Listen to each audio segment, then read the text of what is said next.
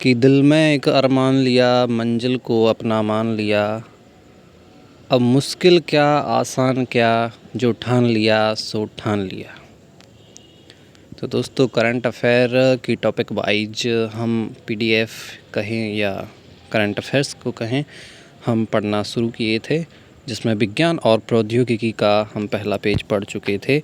इसका मैंने रिवीजन कर लिया है, मैं भी इसको पहली बार पढ़ रहा हूँ। आप भी पिछली वीडियो से पहले इसका रिवीजन कर लीजिए, उसके बाद आप इस वीडियो को देखिए। तो चलिए हम शुरू करते हैं। अगला क्या है हमारा, तो औद्योगिकी है फैक्ट कि चांद के दक्षिणी ध्रुव पर पहुंचने वाला पहला देश कौन बन गया है। इसका जवाब है भारत। यानी चांद के जो है दक्षिणी ध्रुव पर पहुंचने वाला पहला देश कौन है, भारत है। साउथ पोल पर लैंडिंग किया था चंद्रयान 3। ओके। विश्व का पहला 3D प्रिंटेड रॉकेट कौन लॉन्च करेगा। अग्निकुल, कॉस्मोस, चेन्नई।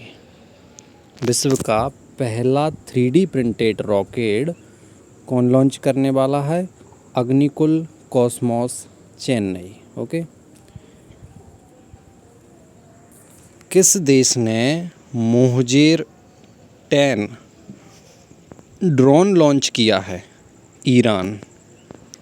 आप इस वीडियो को जो है 1.5x या 2x की स्पीड में कर देख सकते हो, जिससे टाइम की भी बचत होगी और थोड़ा एक्सपीरियंस भी आपको अच्छा मिलेगा। ठीक है। रक्षा मंत्रालय ने, चलिए पहले इसको याद कीजिए कि मोहजेर 10 ड्रोन लॉन्च किया है। कहाँ ने, ईरान ने लॉन्च किया है। ये ड्रोन का नाम है मोहजेर 10, ईरान। Okay, Iran. रक्षा मंत्रालय ने माइक्रोसॉफ्ट ऑपरेटिंग सिस्टम को किस ऑपरेटिंग सिस्टम से बदलने का निर्णय लिया है। माइक्रोसॉफ्ट ऑपरेटिंग सिस्टम को बदलने का निर्णय लिया है और वो उस सिस्टम का नाम है माया ऑपरेटिंग सिस्टम, जो कि हम कंप्यूटर्स में यूज करते आ रहे हैं। Microsoft operating system. ओके। तो इसको चेंज किससे किया जाएगा। माया जाल वाली माया ऑपरेटिंग सिस्टम। ठीक है। अगला फैक्ट है कि इसरो द्वारा 14 जुलाई 2023 को LBM-3M4 रॉकेट प्रक्षेपित चंद्रयान 3 के साथ भेजे गए लैंडर व रोवर को क्या नाम दिया गया है। विक्रम और प्रज्ञान। 14 जुलाई 2023 को LBM-3M4 रॉकेट प्रक्षेपित चंद्रयान 3 के साथ भेजे गए लैंडर व रोवर, यानी लैंडर जो था वो विक्रम लैंडर था और जो उसका रोवर था वो क्या था, प्रज्ञान। ठीक है। विक्रम लैंडर, रोवर, प्रज्ञान। चंद्रयान 3। IIT मद्रास में रसायन विज्ञान विभाग के किस प्रोफेसर को प्रतिष्ठित एनी अवार्ड से सम्मानित किया जाएगा। तो प्रतिष्ठित एनी अवार्ड से सम्मानित किसको किया जाएगा। IIT मद्रास के रसायन विज्ञान विभाग के प्रोफेसर थलप्पिल प्रदीप को। IIT मद्रास में रसायन विज्ञान विभाग के प्रोफेसर का नाम क्या है, थलप्पिल प्रदीप, जिनको एनी अवार्ड से सम्मानित किया जाएगा। ओके, थलप्पिल प्रदीप। किस देश ने विश्व का पहला मीथेन से संचालित रॉकेट 12 जुलाई 2023 को लॉन्च किया है। तो ये चीन ने किया है। यानी ऐसे याद रखना है इसको कि मीथेन से संचालित रॉकेट किस देश ने लॉन्च किया है, तो चीन ने लॉन्च किया है। ठीक है। अब है कि IIT मद्रास के पहले विदेशी कैंपस या तंजानिया की पहली महिला निदेशक किसे नियुक्त किया गया है? तो इसका उत्तर है प्रीति अगलायम। प्रीति अगलायम, इनको क्या किया गया है? आईआईटी मद्रास के पहले विदेशी कैंपस जो कि तंजानिया में है, उसकी पहली महिला निदेशक इनको नियुक्त किया गया है। किनको? प्रीति अगलायम। प्रीति अगलायम। विश्व की सबसे शक्तिशाली हाइपरसोनिक विंड टनल JF-22 किसने बनाई है? विश्व की सबसे शक्तिशाली हाइपरसोनिक विंड टनल किसने बनाई है? चीन ने बनाई है।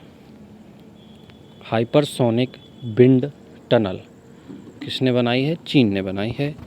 किसने 7 जून 2023 को उड़ीसा से अग्नि प्राइम का सफल परीक्षण किया है? किसने 7 जून 2023 को उड़ीसा में अग्नि प्राइम का सफल परीक्षण किया है? तो ये किया है DRDO ने। डिफेंस वाला जो है अग्नि प्राइम का सफल परीक्षण DRDO ने किया है। भारत में स्वदेशी हैवीवेट टॉर्पीडो या बरणास्त्र का सफल परीक्षण कहाँ से किया है? उत्तर है कोच्चि से। यानी भारत में स्वदेशी हैवीवेट टॉर्पीडो या बरणास्त्र का सफल परीक्षण कहाँ से किया गया है? केरल के कोच्चि से। भारत का पहला समर्पित पोलरीमेट्री मिशन क्या है, जो पृथ्वी की निचली कक्षा में 2 वैज्ञानिक पेलोड को लेकर जाएगा?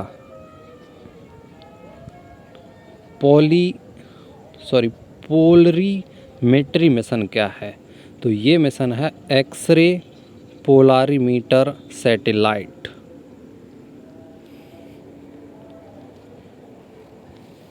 क्या है? X ray polarimeter satellite. Polarimeter satellite. Okay. और किसने पहले नेविगेशन उपग्रह NVS 01 को श्रीहरिकोटा से सफलतापूर्वक प्रक्षेपण किया है? तो किसने किया है? इसरो ने। यानी कि नेविगेशन उपग्रह NVS 01 श्रीहरिकोटा, इसरो। रयाना बर्नाबी किस देश की पहली महिला अंतरिक्ष यात्री बनी है? उत्तर है सऊदी अरब। रयाना बर्नाबी याद रखना है, पहली महिला अंतरिक्ष यात्री बनी है सऊदी अरब की। रयाना बर्नाबी सऊदी अरब की पहली महिला अंतरिक्ष यात्री। कलवारी श्रेणी की अंतिम पनडुब्बी जिसका समुद्री परीक्षण 18 मई 2023 को किया गया, उसका क्या नाम है? तो उसका नाम है बागसीर पनडुब्बी। कलवारी श्रेणी की अंतिम पनडुब्बी है बागसीर पनडुब्बी, जिसका समुद्री परीक्षण 18 मई 2023 को किया गया है।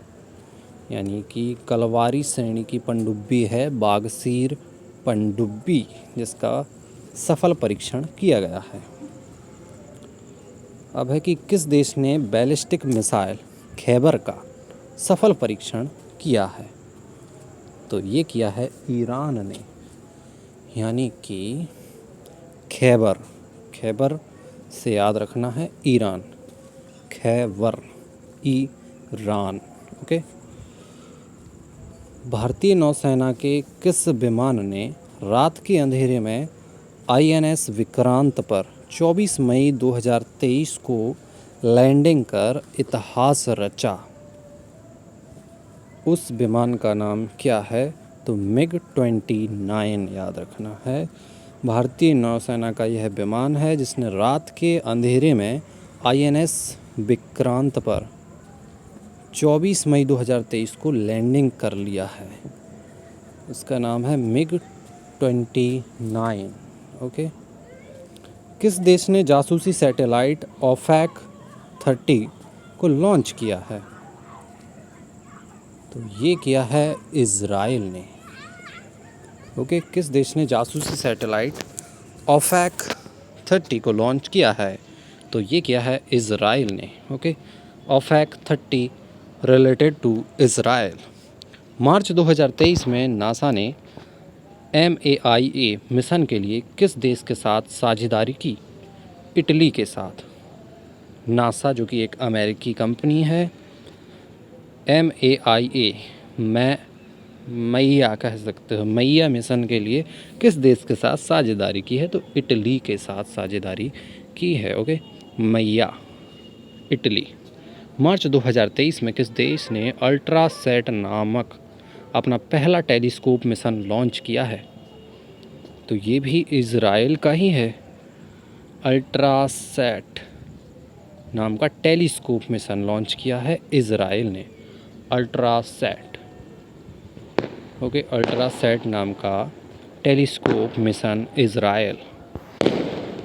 मार्च 2023 में IIT कानपुर ने किसी जीन थेरेपी टेक्नोलॉजी का लाइसेंस प्रदान किया है?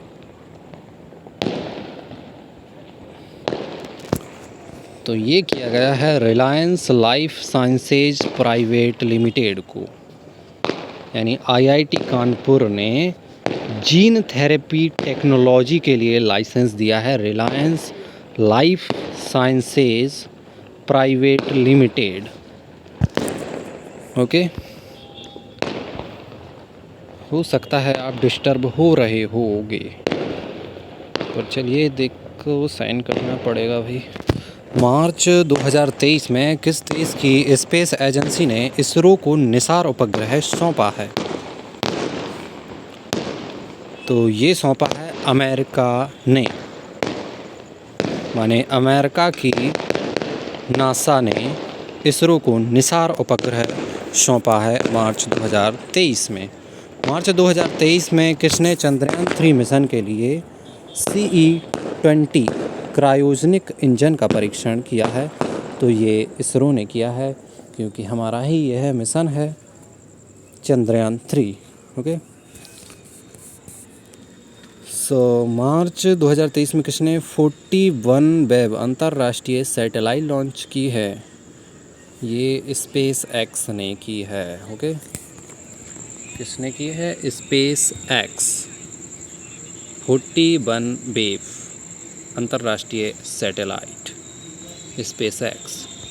ASW सालो वाटर क्राफ्ट परियोजना का कौन सा एंटी सबमरीन क्राफ्ट 21 मार्च 2023 को कोलकाता में लॉन्च किया गया है? उस क्राफ्ट का क्या नाम है? INS एंड्रॉथ। ASW सालो वाटर क्राफ्ट परियोजना का ये एंटी सबमरीन क्राफ्ट है। ASW सालो वाटर क्राफ्ट परियोजना का INS Androth anti submarine craft है, जिसको कोलकाता में लॉन्च किया गया है। इतना याद रखना है कि INS एंड्रॉथ ASW से रिलेटेड है और कोलकाता में इसको लॉन्च किया गया है, INS एंड्रॉथ। ओके, इसरो ने वनवेव कंपनी के 36 सैटेलाइट्स को अपने किस रॉकेट के माध्यम से 26 मार्च 2023 को सफलतापूर्वक प्रक्षेपित किया है? ये किया गया है LVM-3 के द्वारा। यानी इसरो ने वनवेव कंपनी के 36 सैटेलाइट को LVM-3 रॉकेट के माध्यम से 26 मार्च 2023 को सफलतापूर्वक प्रक्षेपित किया है। ठीक है, LVM-3 के द्वारा 36 सैटेलाइट को अंतरिक्ष में भेजा गया है। Okay, LVM-3। एशिया का सबसे बड़ा international liquid mirror telescope ILMT को कहाँ स्थापित किया गया है? एशिया का सबसे बड़ा है ये है international liquid mirror telescope, short में ILMT बोलेंगे इसको। तो ये नैनीताल उत्तराखंड में स्थापित किया गया है। एशिया का सबसे बड़ा टेलीस्कोप है ये है। ओके, नैनीताल उत्तराखंड। फरवरी 2023 में नासा के किस टेलीस्कोप को अंतरिक्ष खोज के लिए 2023 John L Jack Swigert JR award से सम्मानित किया गया है? तो जेम्स वेब टेलीस्कोप, ये नासा का टेलीस्कोप है जेम्स वेब टेलीस्कोप। इसको अंतरिक्ष की खोज के लिए ये अवार्ड दिया हुआ है 2023 John L Jack Swigert JR award. John L Jack Swigert JR award इससे सम्मानित किया गया है। फरवरी 2023 में किस देश ने ब्लैक गैलेक्सी अथवा अदृश्य आकाशगंगा की खोज की है? तो ये इटली ने की है भैया। इटली ने क्या किया है? ब्लैक गैलेक्सी या अदृश्य आकाशगंगा आप कह सकते हो, इसकी खोज की है किसने? इटली ने। फरवरी 2023 में इसरो ने किस IIT के साथ अंतरिक्ष यात्री प्रशिक्षण मॉड्यूल विकसित करने की योजना बना रहा है? तो ये बना रहा है इसरो IIT मद्रास के साथ, यानी IIT मद्रास के साथ अंतरिक्ष यात्री प्रशिक्षण मॉड्यूल के लिए योजना बना रहा है। ओके, ये ज़्यादा खास नहीं है, पर निजी कंपनियों द्वारा भारत का पहला हाइब्रिड साउंडिंग रॉकेट कहाँ से लॉन्च किया गया है? यह प्रश्न दोबारा से रिपीट हुआ है, ये पहले भी हम पढ़ चुके हैं। तमिलनाडु के पट्टीपुलम गांव से sounding rocket, hybrid sounding rocket कहाँ से लॉन्च किया गया है? तमिलनाडु के पट्टीपुलम गांव से। ओके, हाइब्रिड साउंडिंग रॉकेट पट्टीपुलम गांव तमिलनाडु। फिर है कि APJ Abdul Kalam satellite launch vehicle mission 2023 को कहाँ से लॉन्च किया गया है? तो इसको भी पट्टीपुलम गांव तमिलनाडु से लॉन्च किया गया है। इसको याद रखना ही पड़ेगा अब तो। पट्टीपुलम गांव कहाँ है? तमिलनाडु में है। यहाँ से अक्सर जो है APJ Abdul Kalam satellite launch vehicle mission 2023 को यहाँ लॉन्च किया गया है। ओके, यहाँ अक्सर लॉन्च होते रहते हैं। ठीक है, APJ Abdul Kalam satellite launch किया गया है, हाइब्रिड साउंडिंग रॉकेट लॉन्च किया गया है। ठीक है, इसके बाद हमारा आता है कि फरवरी 2023 में दुनिया का पहला क्लाउड निर्मित प्रदर्शन उपग्रह जेनस-1 किसने लॉन्च किया है? तो ये इसरो ने लॉन्च किया है। क्या लॉन्च किया है? जेनस-1। सीधा याद रखेंगे तो भी काम चल जाएगा ही कि जेनस-1 इसरो ने लॉन्च किया है। ठीक है, सेट योर मेमोरी। फरवरी 2023 में शनि ग्रह को पछाड़कर किस ग्रह के सबसे ज़्यादा उपग्रह हो गए हैं? ये आपने भी सुना होगा। तो ये उपग्रह ज़्यादा हो गए हैं बृहस्पति ग्रह के। कितने? 92। ओके, बृहस्पति ग्रह के कितने हो गए हैं? 92। पहले शनि नंबर 1 पर था ज़्यादा ग्रह की श्रेणी में। ओके, अब है बृहस्पति 92। फरवरी 2003 कौन सी space agency X-57 electric plane उड़ाने की तैयारी में है? ये नासा ही है। ओके, यानी कि इलेक्ट्रिक प्लेन उड़ाने की तैयारी में कौन है? नासा, अमेरिका की कंपनी X-57 नाम भी दिया हुआ है। इससे पहले इलेक्ट्रिक प्लेन नहीं उड़ते हैं। ओके, अभी चलिए। और रूस ने परमाणु हथियारों की संख्या को सीमित करने वाली किस संधि को निलंबित करने की घोषणा फरवरी 2023 में की? तो ये किया है न्यू स्टार्ट संधि। परमाणु हथियारों की संख्या को सीमित करने वाली ये संधि है न्यू स्टार्ट संधि। इसको निलंबित करने की घोषणा की है रूस ने। देख रहे हो, रूस मतलब कि शांति नहीं चाह रहा है क्या? अगर परमाणु हथियार ज़्यादा बनेंगे तो खतरा हो सकता है। ओके, इसलिए जो है रूस ने न्यू स्टार्ट संधि, जो कि परमाणु हथियारों की संख्या को सीमित करने के लिए ये संधि की गई है, और इसको क्या कर दिया है, निलंबित कर दिया है, यानी इसको मानेगा ही नहीं। ओके। चीन ने अपने किस संचार उपग्रह को सिचुआन प्रांत स्थित जिचांग उपग्रह प्रक्षेपण केंद्र से 23 फरवरी 2023 को लॉन्च किया है? झोंग सिंग 26। झोंग सिंग 26 क्या है? चीन का एक संचार उपग्रह है जिसको उसने सिचुआन प्रांत स्थित जिचांग उपग्रह प्रक्षेपण केंद्र से लॉन्च किया है। भाई इसका नाम भी कुछ अजीब अजीब ही रहते हैं, फिर समझ ही जाएंगे अपन तो कि जोंग सिंग 26 कहाँ का है, चीन का है। केवल इतना ही याद रख लें तो काम चल जाएगा। उत्तर कोरिया द्वारा किस अंतर महाद्वीपीय बैलिस्टिक मिसाइल का परीक्षण 18 फरवरी 2023 को किया गया है? हवासोंग 50। उत्तर कोरिया द्वारा किस अंतर महाद्वीपीय बैलिस्टिक मिसाइल का परीक्षण 18 फरवरी 2023 को किया गया है? हवासोंग 50। आप वन लाइनर में याद रखिए और डिटेल में नहीं जाऊंगा मैं। ओके। बैलिस्टिक मिसाइल तो आप समझ ही सकते हो। ओके। हवासोंग 50। हासोंग 50 कहाँ की है? उत्तर कोरिया की, बस इतना याद रखिए। उत्तर कोरिया की मिसाइल है Hasong 50। Okay 15। Okay 15। 40वां arrow India 2022 फरवरी 2023 को कहाँ किया गया?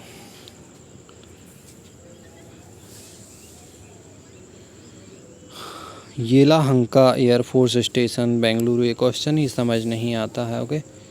एरो इंडिया 2022 जो है कहाँ किया गया है? ये Yelahanka air force station Bengaluru.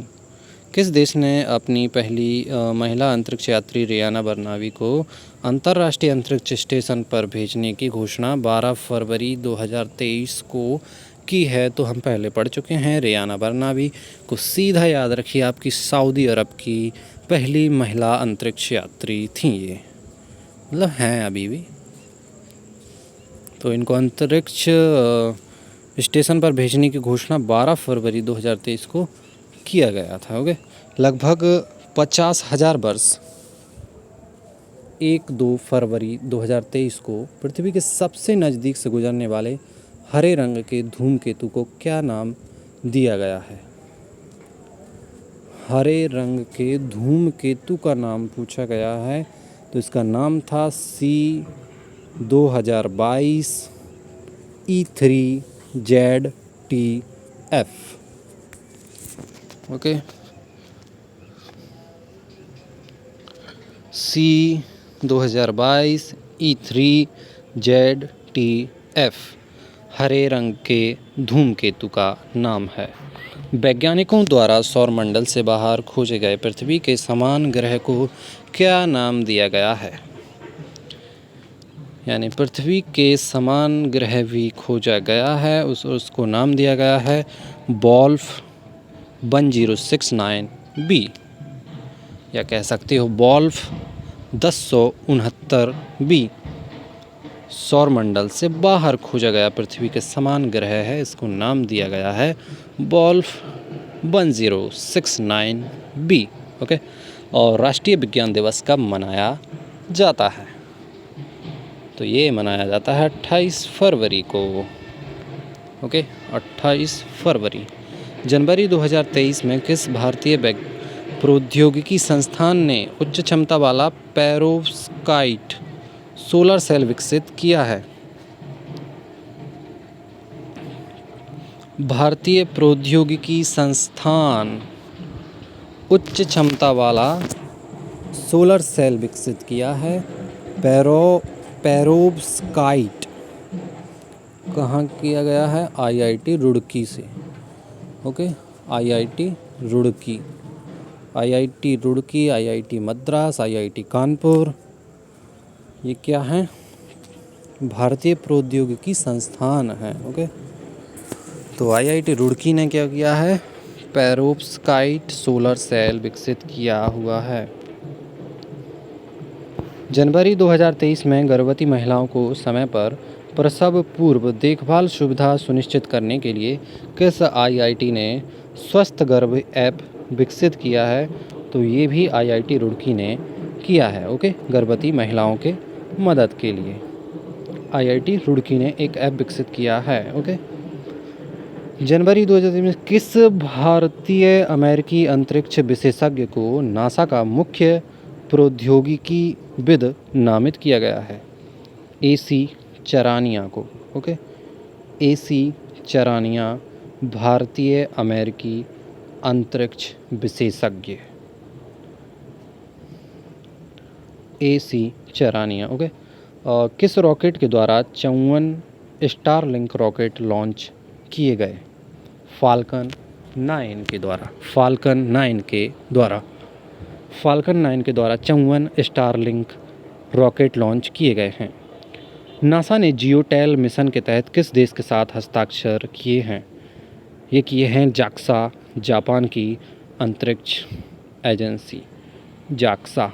Okay, geotech mission के लिए किससे किए हैं? Japan, JAXA. ओके, किस आईआईटी संस्थान ने भार OS नामक मोबाइल फ़ोन के लिए एक नए ऑपरेटिंग सिस्टम लॉन्च किया है? आईआईटी मद्रास ने किया है। ओके, भार OS आईआईटी मद्रास, जो कि भारत का ही है। ओके, सूर्य के अध्ययन के लिए इसरो किस मिशन को जून-जुलाई 2023 में लॉन्च करने की योजना बना रहा है? ये हो चुका है आदित्य L1 मिशन।